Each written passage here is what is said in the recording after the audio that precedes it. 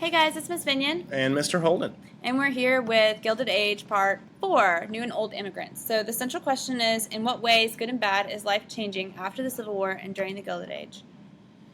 The learning target is to describe life as an old immigrant and as a new immigrant and how this changed America.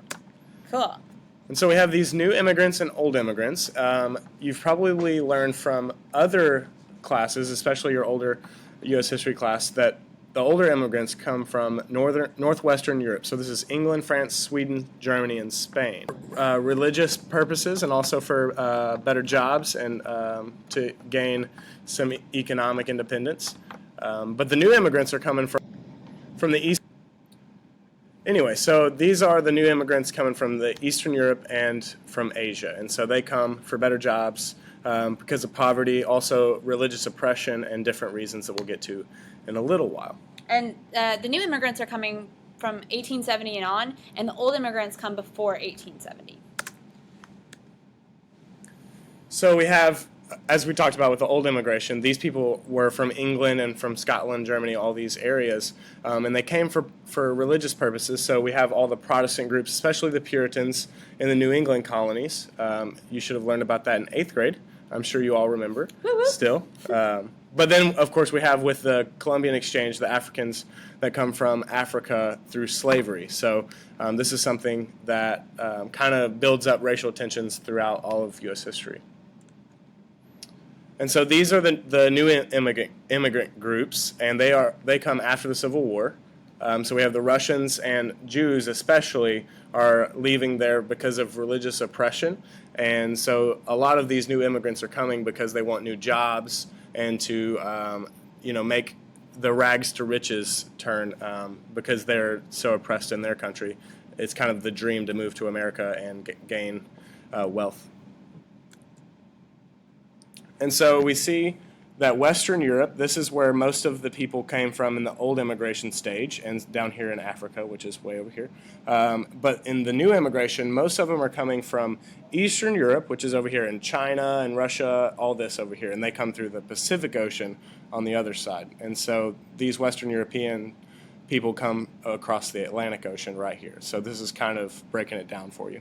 Good. And the other thing to point out is most of them are coming to the East Coast and the West Coast, and there's not a whole lot coming from Middle and South America at this time. Okay, so some push and pull factors. Pushing them from home would be famine, war and disease, unemployment, poverty, oppression. Pulling them to the U.S. are jobs, freedom, land. Their family already lived there, and basically it's a new start for them. This is also the beginning of ethnic neighborhoods. It's basically a collection of people in one area by language or nationality. Mostly were really poor and very overcrowded. Most people who came to the United States as immigrants wanted to move out west, but they got stuck in the East Coast because once they got there, they didn't have any money. So they moved into ethnic neighborhoods because it's something that helped them feel comfortable. They were around people of the same culture. And this also creates the suburbs because once immigrants move into the cities, a lot of people move away, wealthier people move away to the suburbs. So new immigrants are going to go through two different places, Ellis Island and Angel Island. So at Ellis Island, which is in New York Harbor, most European immigrants came there to get processed. And Angel Island is the same exact thing, it's just most Asians came from that way in San Francisco.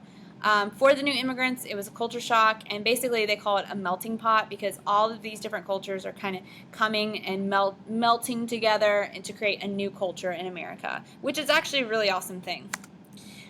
Some not good things that happened for new immigrants is in 1882, there's a lot of racism toward Asians, and the Chinese Exclusion Act prohibited Chinese laborers from entering the country. They were very, very discriminative to the Chinese and also to the Japanese in the Gentleman's Agreement in 1907. That was an agreement between U.S. and Japan in which Japan restricted immigration as long as the United States allowed Japanese children to be in schools with white children so that they weren't segregated. So lots of discrimination towards Asians. This is a cartoon that was in a newspaper depicting what life was like for Chinese immigrant workers versus the regular American workers. And so this propaganda was trying to get people to think in bad terms of immigrants. So this is how the Chinese lived, they said, and this is how the white Americans lived. And so this is just another division in society trying to prop up basically the wealthy. Okay, and that's actually it for today. So we'll see you guys in class. Hope you got what you needed, and make sure that you do your left side questions so you can do your summary in class.